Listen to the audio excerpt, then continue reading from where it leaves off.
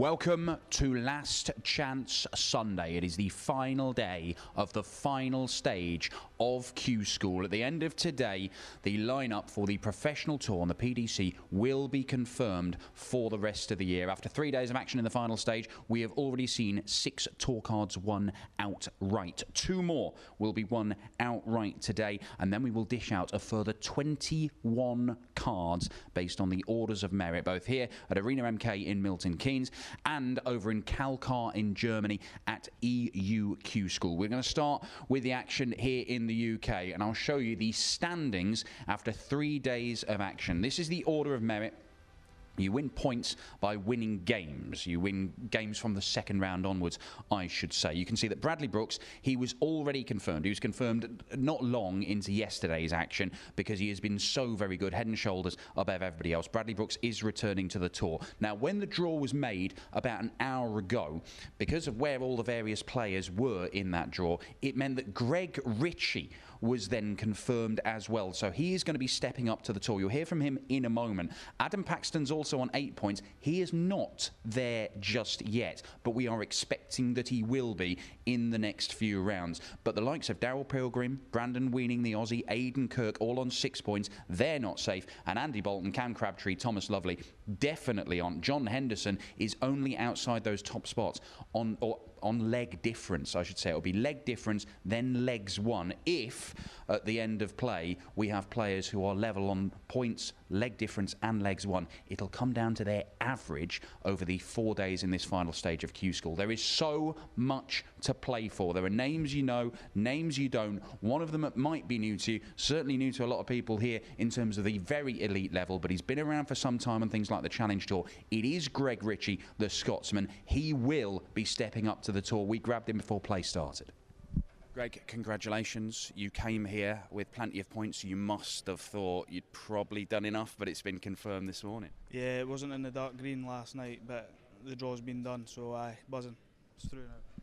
What's it mean to you to step up to the tour and get your tour card? I know that's the dream of everybody coming here, or most people coming here, but it's a very difficult thing to do. I've been here 6 times and I've not really been that close, but I was consistent this week. I think I deserved it, the way I played this week.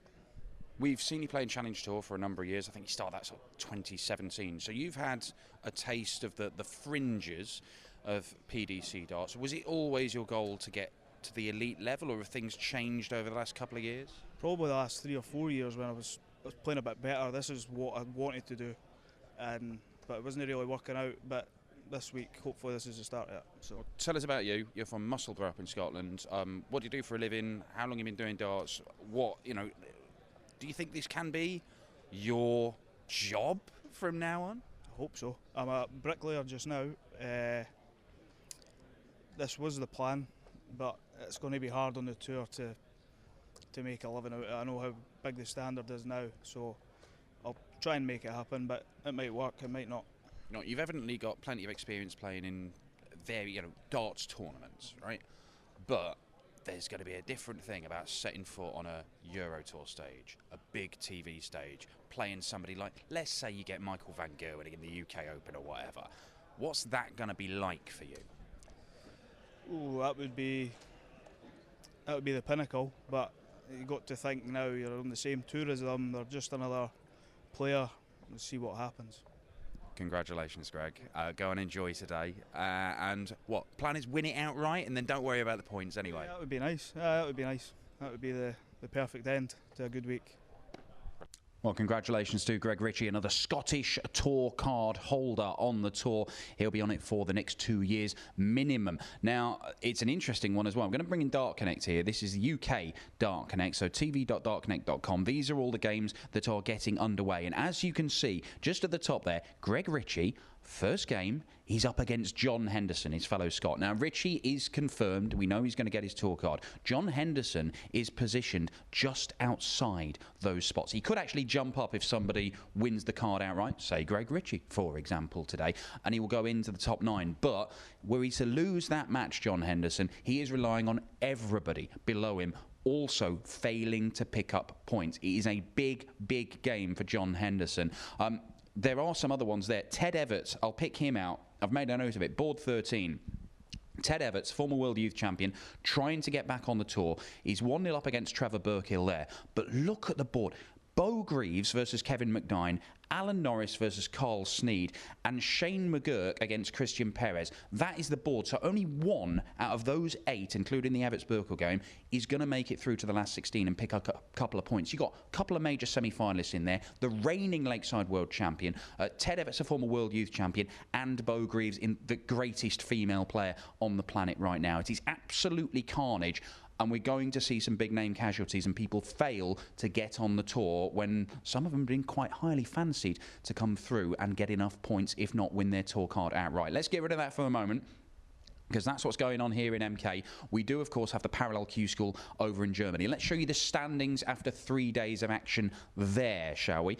As you can see, Kåre Dekker, the gigantic Norwegian, we knew that he was confirmed. He is 5 points clear of everybody else.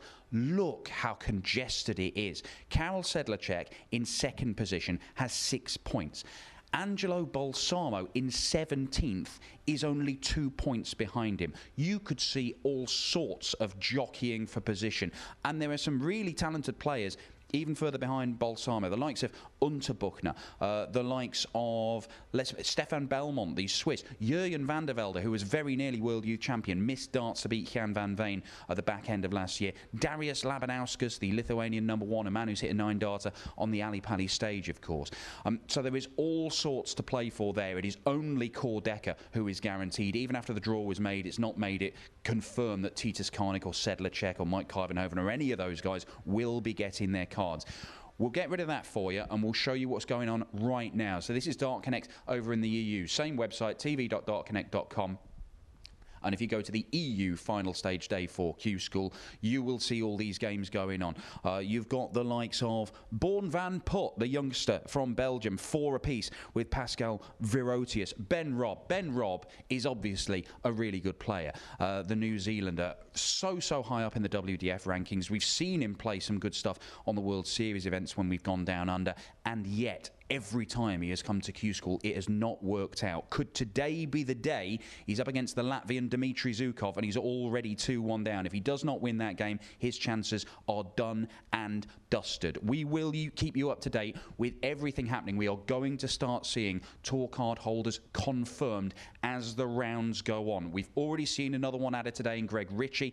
Adam Paxton is the next in line here in the UK. It might be a real dogfight over in Germany, though. We'll keep you updated. Join us in an hour.